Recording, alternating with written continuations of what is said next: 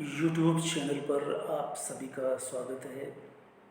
Seize fire, Bharat Pakistan का seize fire हो गया है। इसके बाद घटनाक्रम तेज़ी से बदल रहे हैं। मध्य प्रदेश के मंत्री, कैबिनेट मंत्री, डेप्यूटी सीएम और वहाँ के सांसद ने जो बयानबाजी की, उससे ये पता चलता है कि देश की सुरक्षा करने वाली सेना को लेकर के इनके मन में क्या है, या कहें कि भक्त जिसे कहते हैं वो अपने आराध्य को सबसे ऊपर मान करके चलता है। उस मंत्री ने कहा कि सारी सेना मोदी जी के चरणों में है। ये उसकी भक्ति का प्रदर्शन हुआ। सीज़ फायर के बाद मोदी और मोदी के मंत्रीगण किस स्तर की शब्दावली का उपयोग कर रहे हैं। एक जनप्रतिनिधि से जो उम्मीद की जाती है, की जानी चाहिए, उस पर वो कतई खरे नहीं उतरते। पहले मंत्री ने कहा कि सोफिया आतंकवादियों की बहन है। ऐसी तैसी जैसे शब्दों का उपयोग किया गया। जब कोर्ट ने सीधे सीधे कह दिया कि इन पर रिपोर्ट 4 घंटे में दर्ज की जानी चाहिए, तो रिपोर्ट भी ठीक से नहीं की गई। फिर हाई कोर्ट और सुप्रीम कोर्ट के दबाव में रिपोर्ट दर्ज की जाती है मंत्रियों के खिलाफ। हिंदू मुस्लिम का मसला, या यूँ कहें कि इस पार्टी का केडर भारत को हिंदू देश बनाने का संकल्प लिए हुए है। वे मुस्लिम को यहाँ के नागरिक ही नहीं मानते, लेकिन उनको ये पता नहीं है कि सुप्रीम कोर्ट, हाई कोर्ट कानून से, संविधान से चलते हैं। इसलिए संविधान से चलने वाले ये संस्थाएं, चूंकि कार्यपालिका, न्यायपालिका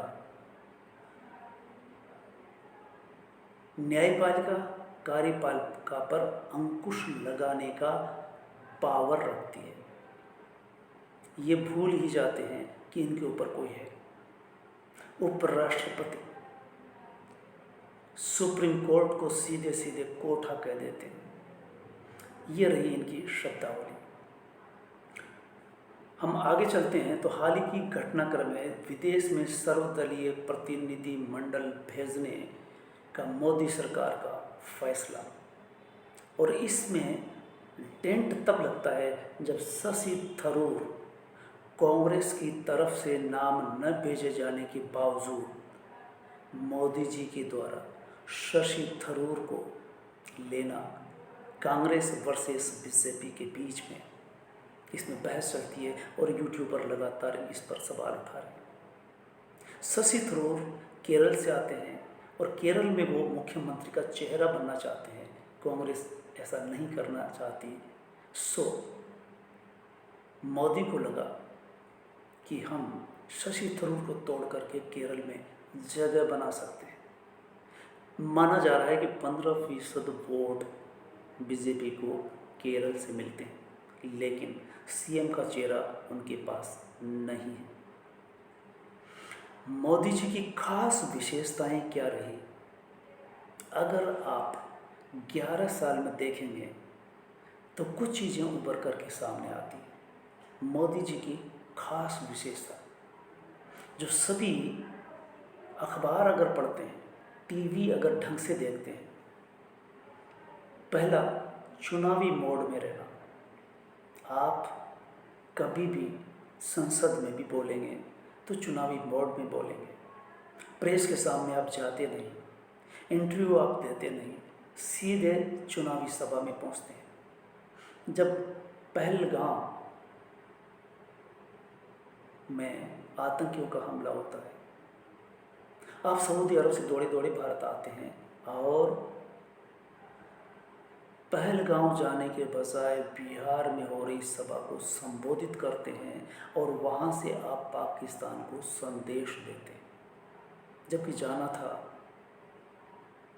पहलगाम, पहुंच गए बिहार।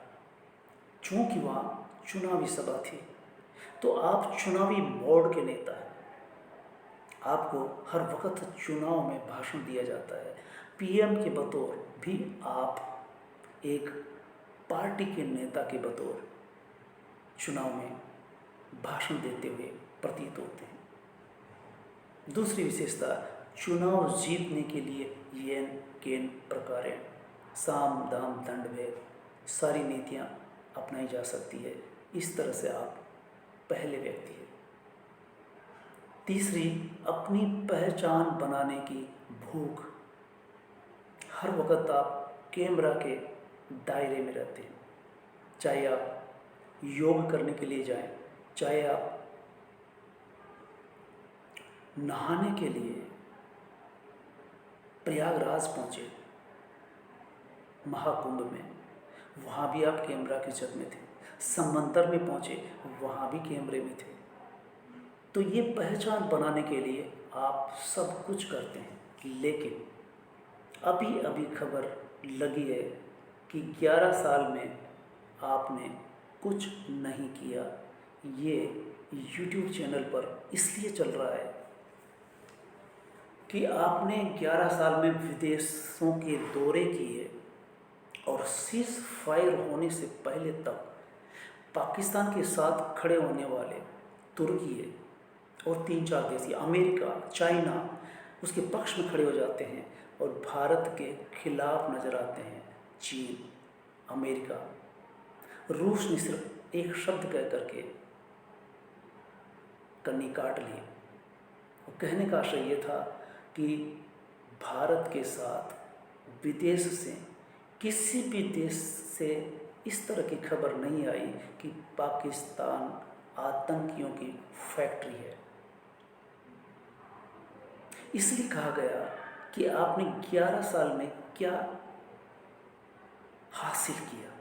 विदेशों के 200 देशों के दौरे किए गए और 200 देशों में से 2 देश में खड़े होकर के इस वक्त संकट की घड़ी में, बल्कि अमेरिका सीज फायर करता है, एक तरह से तौहीन कर देता है शिमला समझौते की। शिमला समझौते में स्पष्ट था कि भारत पाकिस्तान दोनों के बीच में किसी तरह की भी समस्या आएगी, किसी भी तरह का संकट आएगा, युद्ध की घड़ी होगी, तो भी दोनों देश निपटारा करेंगे, तीसरा देश बीच में नहीं आएगा। लेकिन अमेरिका बीच में कूदा और सीज फायर करा दिया।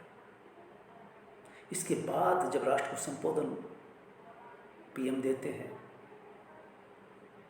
तब एक भी बार अमेरिका के राष्ट्रपति डोनाल्ड ट्रंप का नाम नहीं ले पाते, कारण कि उन्होंने सीज फायर कर दिया था और न जाने किस दबाव में थे कि ये भी नहीं कह सके कि डोनाल्ड ट्रंप झूठ बोल रहे हैं, गलत कह रहे हैं, इससे हम सहमत नहीं हैं। एक बात ये निकल के आती है कि मोदी जिस ट्रंप को अपना दोस्त कहते रहे, चुनाव के दौरान जिसका प्रचार किया, अमेरिका में जाकर गुजरात में रैली निकाली गई जब ट्रंप आते हैं, और जब दूसरी बार जीत करके ट्रंप आए, तब से भारत के खिलाफ ट्रंप लगातार बोल रहे हैं। भारत पाक संघर्ष हुआ, उसमें सीज फायर उस समय करवा दिया गया जबकि किसी तरह की शर्तें नहीं रखी गई, किसी तरह की टेबल पर बातचीत नहीं हुई दोनों देशों के बीच में, और सीज फायर तीसरे देश ने करवा दिया गया। ये विदेश नीति की सबसे बड़ी हार थी तब, जबकि आप 200 देशों का दौरा कर चुके जनता के पैसे पर, और अब कि पाकिस्तान आतंकियों की फैक्ट्री है, ये बताने के लिए सर्वदलीय प्रतिनिधिमंडल कोई 51 देशों में जाएगा, 59 सांसद उसमें होंगे, सर्वदलीय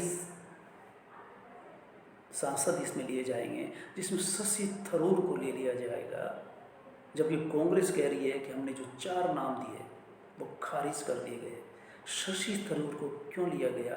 तो यहाँ पर भी ये साबित होता है कि मोदी जी फिर चुनावी मोड में हैं। आप याद करें, जब चुनाव जीत करके मोदी जी आए पहली बार 2014 में, तो उन्होंने कहा था कि मैं देश को कांग्रेस मुक्त करूँगा। इसके दो मायने निकलते हैं। एक लोकतांत्रिक देश में विपक्ष का होना कितना जरूरी है, और ये आपने पिछले 11 साल में साबित किया कि न आप मीडिया को पसंद करते हैं, न आप विपक्ष को पसंद करते हैं, बल्कि संसद में भी एक तरफा फैसले लिए जाते हैं जिसमें तानाशाही की बू आती है। तो इस तरह से ये कहा जा सकता है कि आप मोदी जी की जो खास विशेषता है, लोकतंत्र क्या चाहता है, लोकतंत्र किसे कहते हैं, इससे मोदी जी को ज़्यादा सरोकार नहीं। न्यायपालिका या चुनाव आयोग कैसे काम करेगा, चुनाव आयोग भी पसंद का होना चाहिए, और सुप्रीम कोर्ट के जो फैसले आते हैं वो भी आपकी मन मर्जी के होने चाहिए। जब आप रेडियो में अपने मन की बात करते हैं तब ऐसा लगता है कि आप चुनाव आयोग से भी आपके मनोनुकूल चलना मांगते हैं। और न्यायपालिका सर्वोच्च न्यायालय से CJI चंद्रचूड़ या खन्ना साहब या गवई साहब जो अब आए, गवई साहब ने साफ साफ कह दिया कि न बिकूंगा और न रिटायरमेंट के बाद किसी तरह का पद ग्रहण करूंगा। पहली बार सर्वोच्च न्यायालय के CJI इतने स्पष्ट शब्दों में कहते हुए नजर आ रहे हैं, जब मोदी जी की रंग अब उतरने लगा है। खास करके सीज फायर के बाद ही नहीं, जब आतंकियों ने हमला किया उसके 15 दिन बाद एक्शन मोड में आते हैं और पहलगांव जाने के बजाय बंबई और बिहार घूमते रहे। तो कहा जाता है कि जब विदेशों में इतना घूमते रहे, विदेशों से इतना सरोकार दोस्ती रखते रहे, तो आखिर संकट की घड़ी में पाकिस्तान जैसे आर्थिक दृष्टि से टूटे हुए देश की तरफ इतने सारे देश खड़े हो जाते हैं, और भारत की तरफ एक भी देश, चाइना नहीं बोलता, अमेरिका पक्ष नहीं लेता। फिर वो रंग उतरता हुआ नजर आता है कि आपने 11 साल में फिर ऐसा क्या किया। आपने ज़्यादातर विदेशी दौरे किए, उन दौरों का निष्कर्ष ये निकलता है कि कोई भी देश साथ खड़ा नहीं हो पाता। तो अगर YouTube पर यह बात चलती है कि 11 साल में आपने क्या किया है, अगर आपने 11 साल में 200 देशों का भ्रमण किया, तो 59 सांसदों का सर्वदलीय प्रतिनिधि जाएगा, तो आप क्या कर रहे थे उन देशों में जाकर के, ये सवाल अब उठेगा। दूसरा सवाल ये उठता है कि मीडिया को गोदी मीडिया क्यों कर कहा जाता है। तीसरी बात ये उठती है कि कोई भी लोकतांत्रिक नेता किसी भी पार्टी का, वो PM हो या CM, ये नहीं कह सकता कि हम विपक्ष मुक्त सरकार चलाएंगे। और आपने 2 कार्यकाल विपक्ष को नज़रअंदाज करते हुए चला लिया। जब NDA की मिलीजुली सरकार बनती है और जब विपक्ष का नेता बनता है LOP, तब उसे भी कई तरह के संकटों से गुजरना पड़ता है, उसके सामने कई तरह से कांटे बिछाए जाते हैं। तो ये सब किए जाने का मतलब ये निकल के आता है कि कांग्रेस मुक्त देश बनाएंगे या कांग्रेस मुक्त सरकार चलाएंगे, जैसा कि 2 कार्यकाल आपने विपक्ष को दबा करके किया। ये लोकतंत्र के खिलाफ जाता है। इसका मतलब ये जो विशेषताएं अभी अभी आपके सामने रखी गई कि आप चुनावी मोड में रहते हैं, चुनाव जीतने के लिए सब कुछ करते हैं और अपनी पहचान के मोहताज रहते हैं हर वक्त कैमरे के सामने। तीसरा, विपक्ष मुक्त देश या विपक्ष मुक्त होकर के सरकार चलाना चाहते हैं जो चला रहे हैं।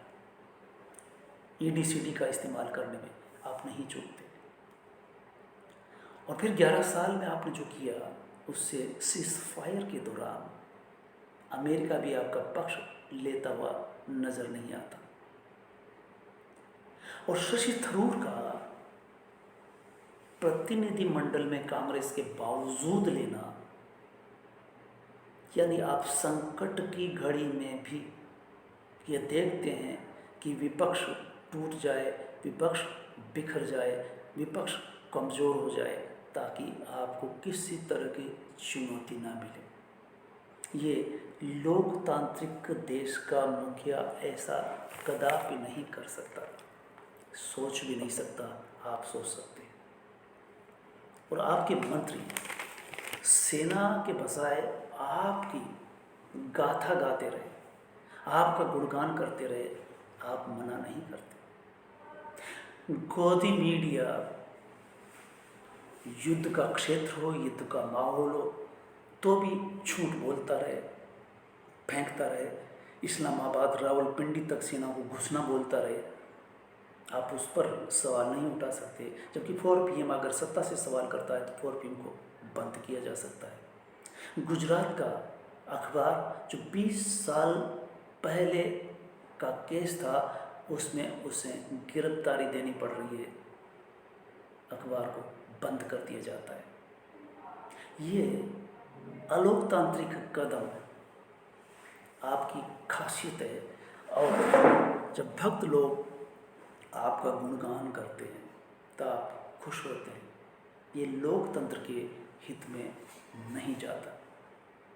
हिंदू मुस्लिम जितना इस कार्यकाल में हुआ, इधर 11 साल में इससे पहले कभी नहीं हो सका। संविधान बदल देंगे, ये बीच में 1 साल से जो सवाल उठ रहा है, ये भी आपकी खासियत रही है।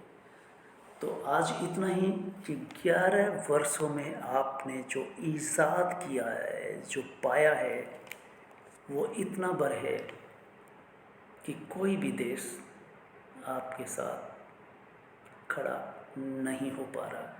यही आपकी ईजाद कहलाएगी। सारी विशेषताओं का लबो लोआ निष्कर्ष ये निकल के आता है। धन्यवाद। आज इतना ही।